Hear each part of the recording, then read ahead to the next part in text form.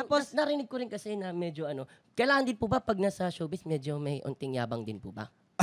Dapat, Hindi naman necessary. Hindi naman po. Kasi po, nag-aaral din po ako para kahit papaano. May yabang ako. Tatanong natin kay Paolo yan.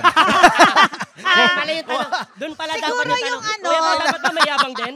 hindi siguro, Yan!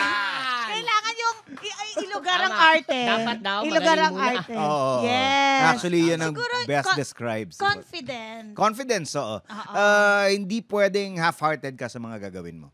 It doesn't matter kung kakanta ka or sasayaw ka or magpapatawa ka. Hindi pwedeng half-hearted. Dapat sigurado ka. Ito, nabanggit mo, Kuya, heart. So dati, nung nagsisimula ka pa lang. Paborito mo yun, di ba? Si Heart? Kamukha ko yun. Ano? Kaya nga. Paborito mo yun.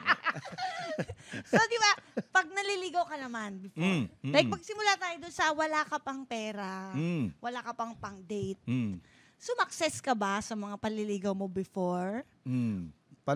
Oo naman, kahit paano.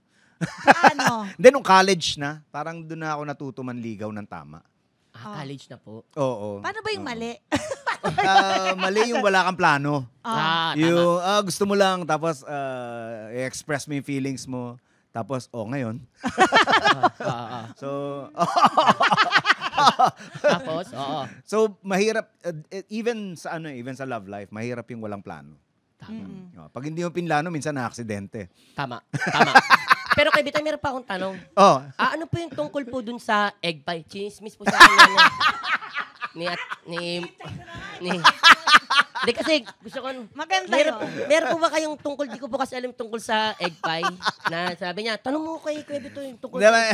May girlfriend ako nung college, hindi naman ganun kalaki kinikita ko dun sa factory kasi nagsisimula pa lang ako noon. So, every time na naiahatid ko siya hanggang sa may Baklaran lang doon ko lang siya inahatid. Tapos magji-jeep na siya papuntang Las Piñas. Tapos ako maghahanap na rin ng jeep papuntang Tenement. So, inaantay ko muna makaalis siya bago ako pumunta sa bakery. Doon sa bakery, kumakain ako ng egg pie. Order ako ng drinks. Tapos, kasi yung pera ko, hindi sapat para sa amin dalawa. Nagugutom ako So, parang...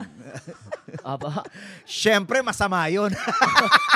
Siyempre, hindi mo dapat gawin yun kung mahal mo talaga isang tao. So, part pa yan ng maling paliligaw. Kaya nga, oo. Hindi, college pa. Na dapat nga siya yung pinapakain mo kahit ikaw wag nang kumain, di ba? Kaya lang hindi. Siyempre, nagsisimula. First girlfriend ko nung college yung ganun yung nangyayari. So, tinatakasan ko siya. Parang inaantay ko siya makaalis, tapos kakain ako. Umiikot pala yung jeep. Sakto-sakto, nung dumaan sa harap ko, sumusubo ako ng egg pie. Nag-slow-mo ba? Oo. Naging pastors ba? Oo. Na-defocus lahat. Nandoon na sa girlfriend ko yung focus. Tapos, kumakaway siya sa akin. Habang dumadaan yung jeep. Sabi ng girlfriend niyo.